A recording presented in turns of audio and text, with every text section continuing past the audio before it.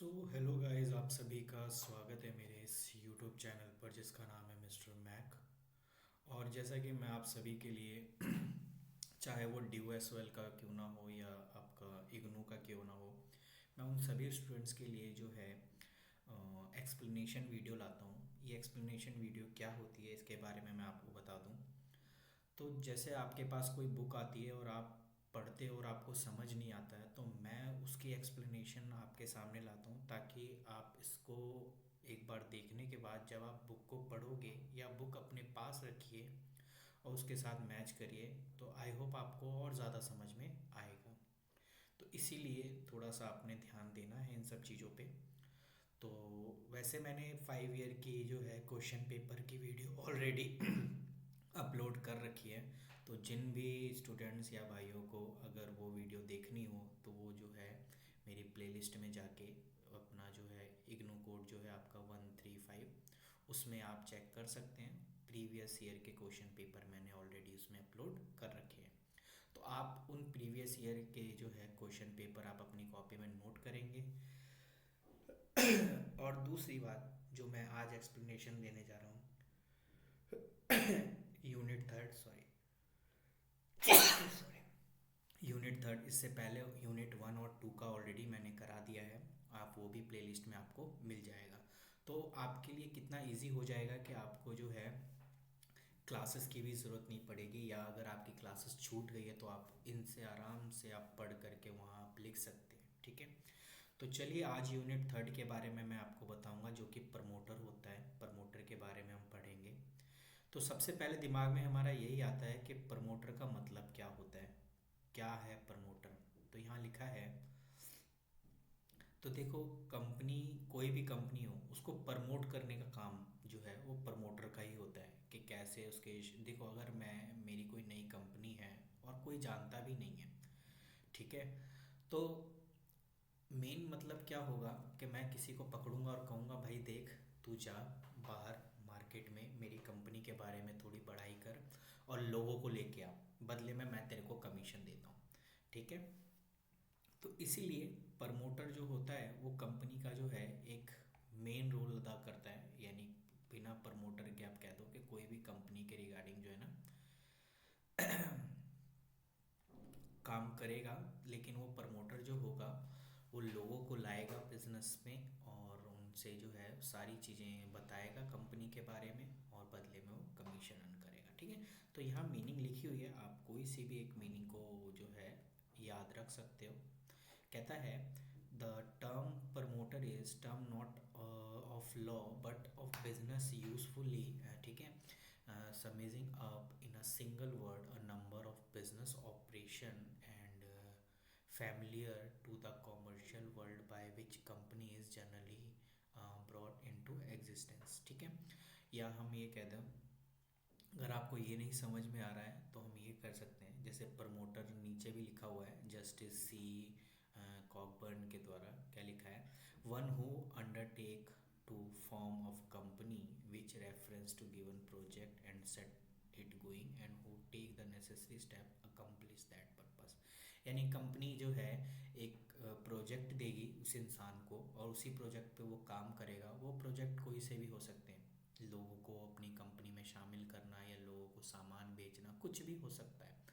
आप किसी बाज़ार में जाते हो तो देखते होंगे कि कोई भी दुकान के यानी शॉप के बाहर आप जो है देखेंगे कि वो आपको बुलाते रहते हैं, आइए आइए आइए हमारे शॉप में आइए। तो वो जो इंसान है जिसे हमने बाहर अपॉइंट कर रखा है वो एक तरीके से प्रमोट कर रहा है कंपनी को।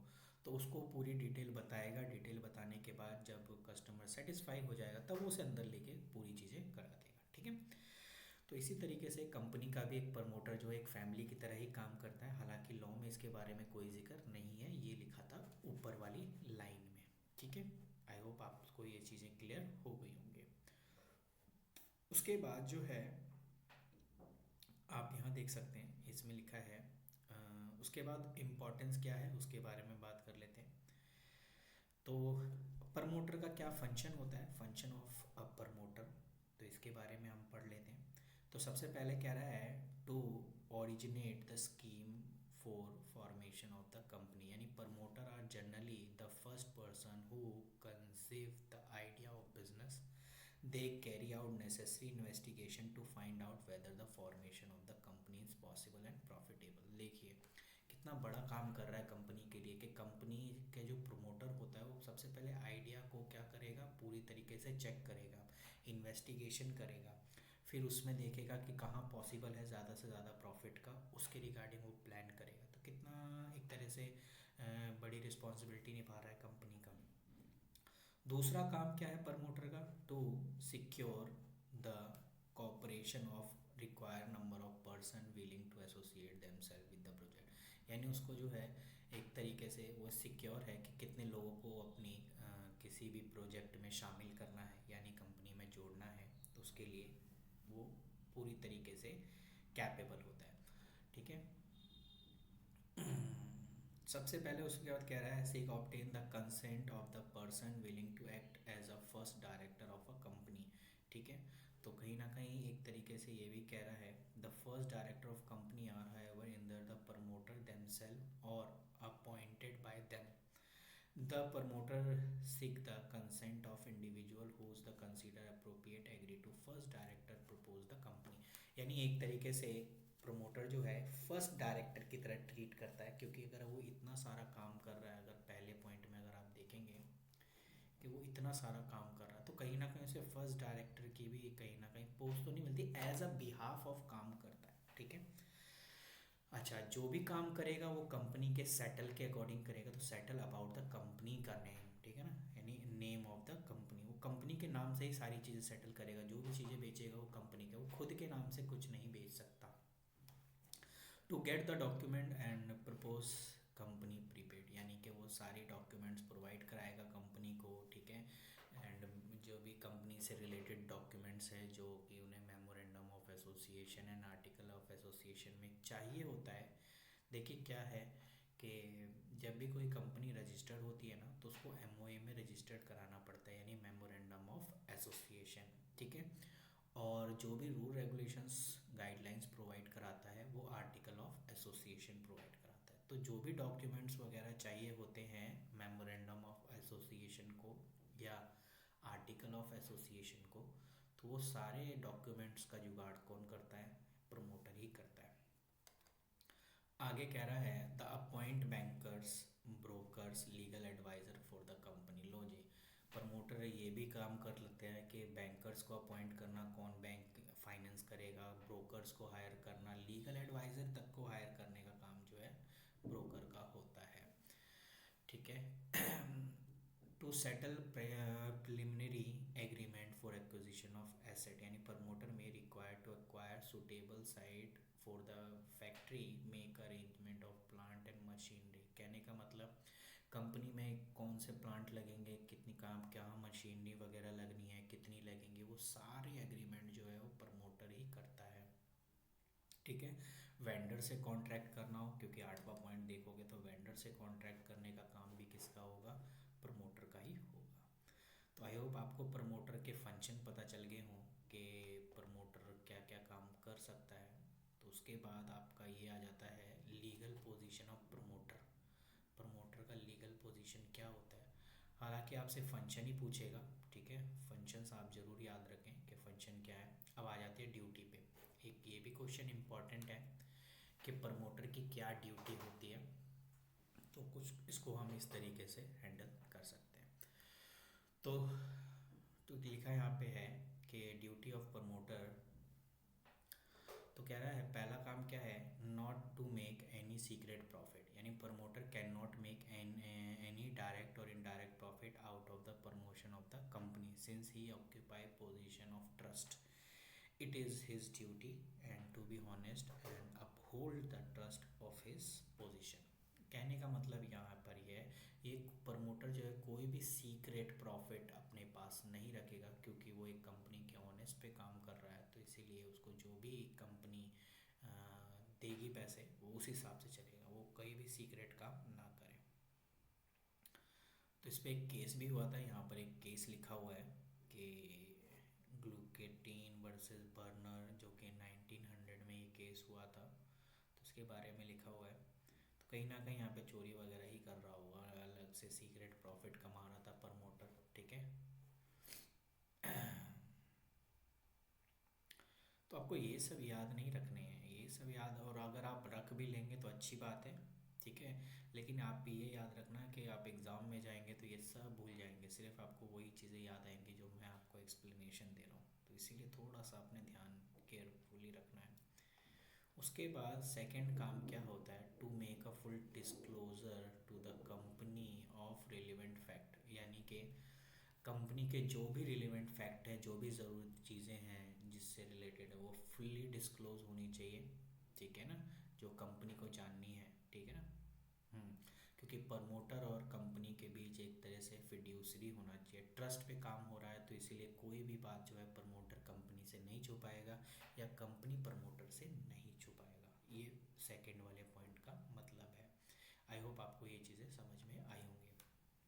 थर्ड पॉइंट कह रहा है to give the benefit of negotiation to the company. लो जी, the promoter must pass on the company the behave sorry benefit of the negotiation agreement carry his capacity of promoter, ठीक है। यानी वो negotiation जो कर रहा है कंपनी का, जो भी काम या कोई भी कॉन्ट्रैक्ट लिया है, वो इस तरीके से नेगोशिएशन करे जो कंपनी को प्रॉफिट दे। ऐसा नहीं कि वो नेगोशिएशन या जो है करने से उसने जो है कंपनी को ही लॉस में डाल दिया, वो चीज़ नहीं होनी चाहिए, ठीक है।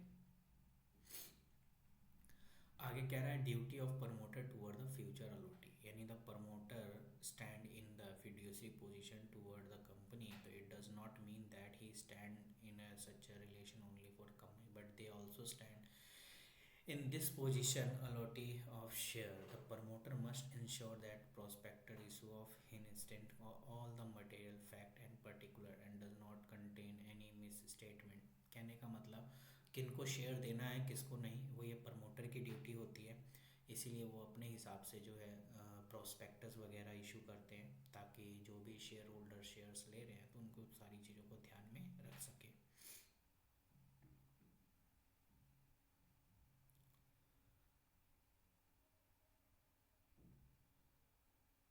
आगे कह रहा है कि प्रमोटर की ड्यूटी कब खत्म होती है, टर्मिनेशन ऑफ द प्रमोटर, ठीक है ना।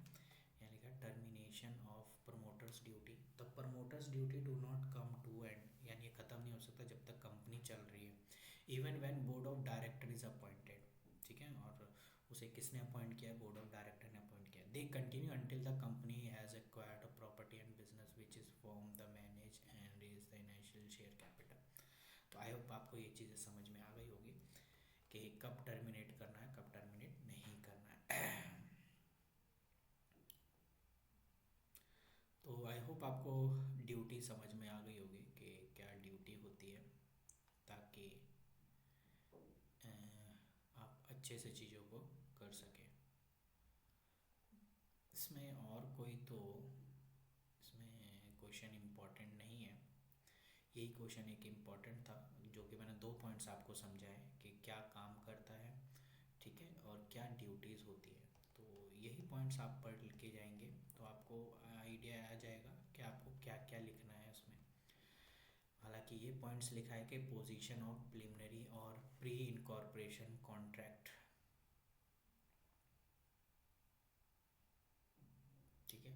तो ये इतना ज़्यादा इम्पोर्टेंट नहीं है। तो आई होप आपको ये यूनिट समझ में आया होगा जो मैंने आपको समझाया है, और बहुत ही कम समय में मैंने आपको समझाया है। अगर आपको लग रहा है कि मेरी जो वॉइस है वो स्लो है तो आप इसे 2x में भी देख सकते हैं, और अगर फास्ट है तो आप इसे कम में भी देख सकते हैं, यूट्यूब आपको ये फैसिलिटी देता है। तो मिलते हैं आपसे नेक्स्ट वीडियो में। और बाकी ये वीडियोस अगर आपको अच्छी लग रही है, और पिछली भी वीडियोस जो मैंने बनाई है उसे भी आप देखिए, अच्छी लग रही है तो शेयर्स करना जहाँ भूलें यार, क्योंकि शेयर करोगे मुझे मोटिवेटेड मिलेगी, और मोटिवेशन मिलेगा तो मैं आपके लिए और वीडियो लाऊंगा विदाउट एनी कॉस्ट, जो कि इसके लिए आपको पे करना पड़ता है औरों को, या वीडियो हारनी पड़ती है। अब किसी किसी चैनल पे आपको जो है 4 वीडियो मिल जाएंगी, 2 वीडियो मिल जाएंगी, लेकिन पूरे कोर्स की वीडियो नहीं मिलेगी। और मैं आपको गारंटी दे रहा हूँ कि अगर मेरा चैनल मोनेटाइज होता है तो मैं आपको फुल जो है कोर्स की वीडियो प्रोवाइड कराऊंगा। तो मिलते हैं आपसे नेक्स्ट वीडियो में, तब तक के लिए आप जो है चैनल को सब्सक्राइब करना ना भूलें, अपना प्यार बरसाते रहें। मिलते हैं आपसे नेक्स्ट वीडियो।